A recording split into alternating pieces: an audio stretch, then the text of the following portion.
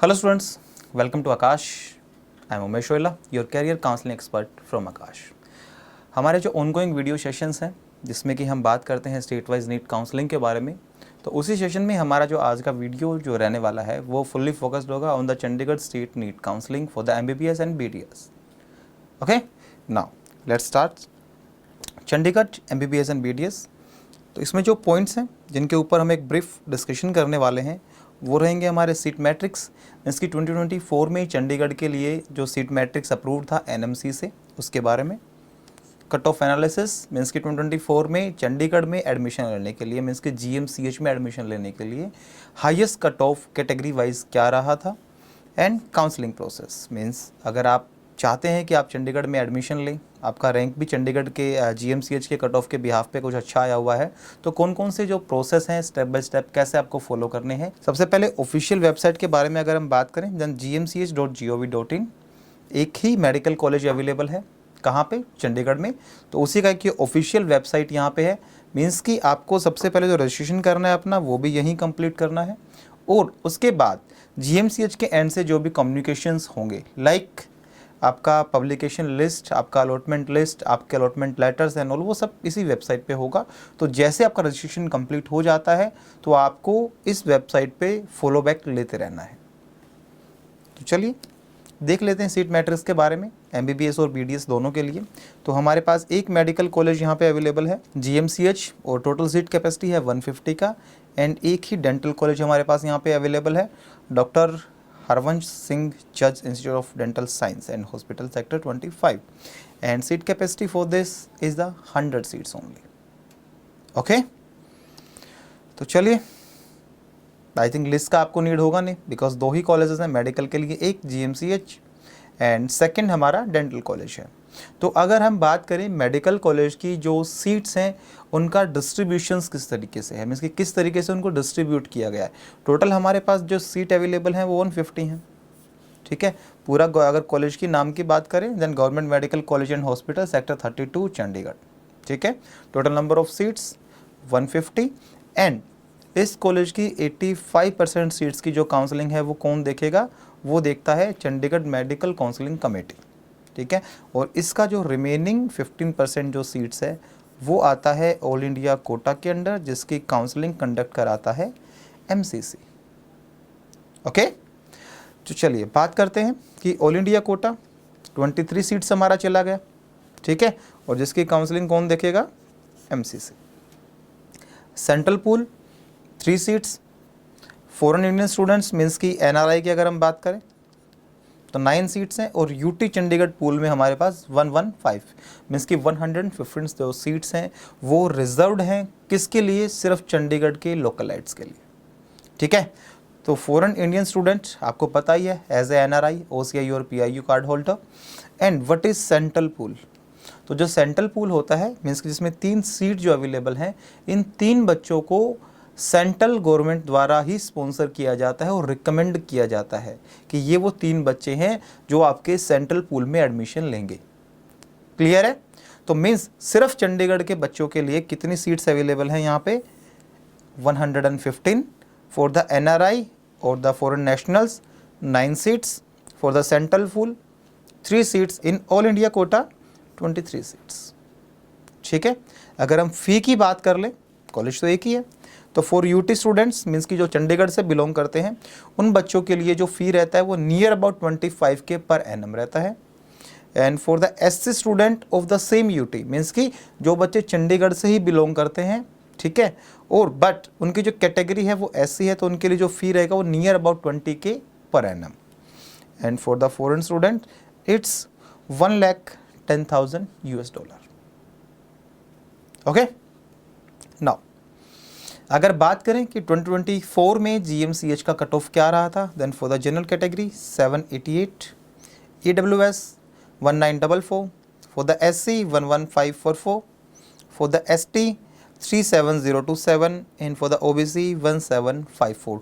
और जो cut off यहाँ पे गिवन है ये हमारा UT का कट ऑफ मीन्स कि स्टेट काउंसलिंग का प्लस AIR कट ऑफ दोनों का मिक्सअप है.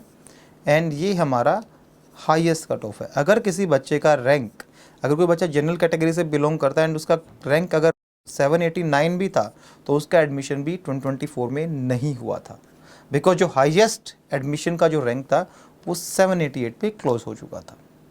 ओके नाउ, तो अभी हम बात करते हैं प्रोसेस के बारे में। सबसे पहले जो गिवन वेबसाइट है gmch.gov.in, इस गिवन वेबसाइट पे आपको अपना रजिस्ट्रेशन कंप्लीट करना है। उसके बाद एक मेरिट लिस्ट पब्लिश होगी, combined merit list for the eligible candidate for the counselling, means की all India counselling as well as UT student as well as central pool and as well as NRI student, means कि सबके लिए combined merit list prepare होगा। और फिर आपको ये check करना है कि is your name present there, if yes then you have to attend physical counselling at GMCH। बाकी स्टेट में क्या होता है, आपको चॉइस फिलिंग करना होता है, बट यहाँ पे ऐसा कुछ नहीं है। बट एक बात याद रखिएगा, 1.2 भी remember, there is a physical counselling, ठीक है। तो कुछ भी ऑनलाइन अलॉटमेंट नहीं होता है, फिजिकल काउंसलिंग ही होता है। ओके एंड अगर हम थोड़ा सा प्रोसेस की बात करें, the what is the process followed in the physical counselling at GMCH, then first come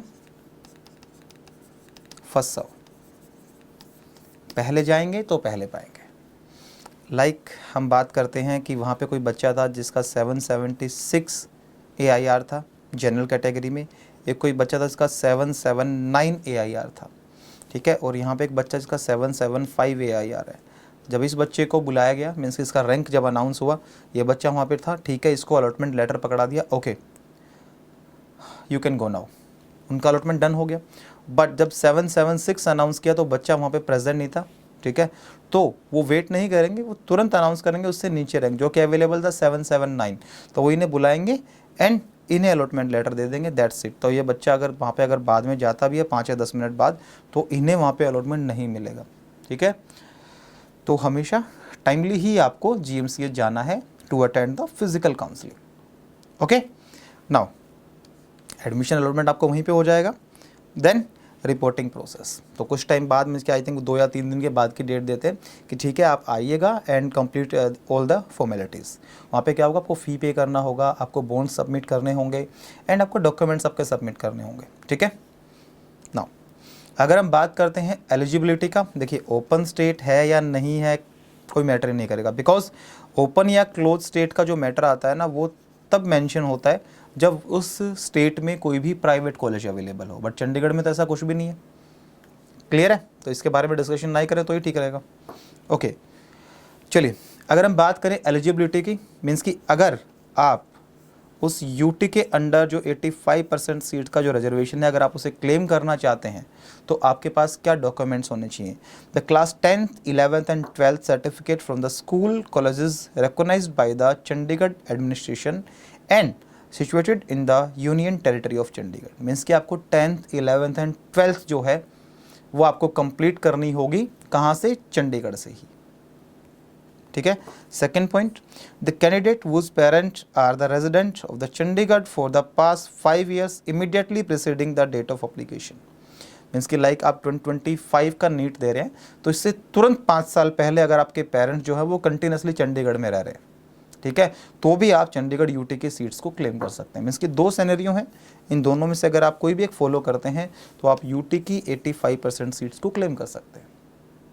okay now, the list of documents, all the documents which are required at the time of the reporting or allotment, your 10th and 12th mark sheet, your NEET UG mark sheet, a certified claiming UT Chandigarh pool, means ki these 2 documents as given here, okay, and category certificate if applicable, PWD certificate if applicable, passport size photograph, nearly you need 8 to 10 photograph for this, and government ID proof, for an example like your Aadhaar card. Okay, now if we talk about the scholarship available in the Chandigarh, then there is a scheme, post matric scholarship scheme.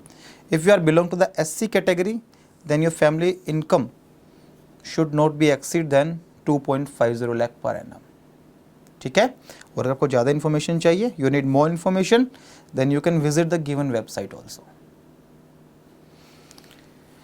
Yeah, if you talk about the bond policies, okay, what is the bond policy? देखिए, जब भी हम किसी counselling की बात करेंगे, किसी भी स्टेट काउंसलिंग की जब भी बात करते हैं तो वहाँ पे बॉन्ड पॉलिसीज़ अवेलेबल होती हैं, मीन्स की अप्लीकेबल भी होती हैं। वहाँ पे अवेलेबल होता है service bond as well as discontinuation bond. Service bond क्या होता है कि आपकी डिग्री कंप्लीट होने के बाद आपको एज ए डॉक्टर जिस स्टेट से आपने अपना ग्रेजुएशन मीन्स कि आपने अपना डॉक्टरेट पूरा किया है, उसी स्टेट गवर्नमेंट को आपको अपनी सर्विसेज एक सर्टेन टाइम पीरियड के लिए प्रोवाइड करनी होती है। स्टेट आपको बताएगा लाइक 2 साल 3 साल 4 साल एंड ऑल, ठीक है। बट अगर आप उस कंडीशन को डिनाई करते हैं तो आपको एक पेनल्टी अमाउंट पे करना पड़ता है, उसे हम बोलते हैं service bond.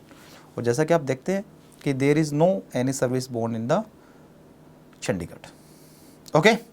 But if you talk about discontinuation bond, तो जैसे ही बैच अनाउंस होने के बाद if you leave your seat then you have to pay a penalty amount which called discontinuation bond, and for this you have to read carefully all the details given in the counseling prospectus which are released by the time of counseling, okay. Means कि जैसे आपकी counselling start होगी तो उस time पे prospectus release किए जाते हैं, लाइक जीएमसीएच के प्रोस्पेक्टस आउट होगा कि ये डेट्स है, इंपॉर्टेंट डेट्स ये हैं और ये डिटेल्स है, तो वहाँ पे ये बात मेंशन होगी कि अगर आप अपनी सीट को वैकेंट करेंगे बैच अनाउंस होने के बाद आपको इतना अमाउंट पे करना पड़ेगा, और उसे हम क्या बोलते हैं, डिसकंटिन्यूएशन बॉन्ड भी बोलते हैं। क्लियर है? Okay, thank you so much, all the best.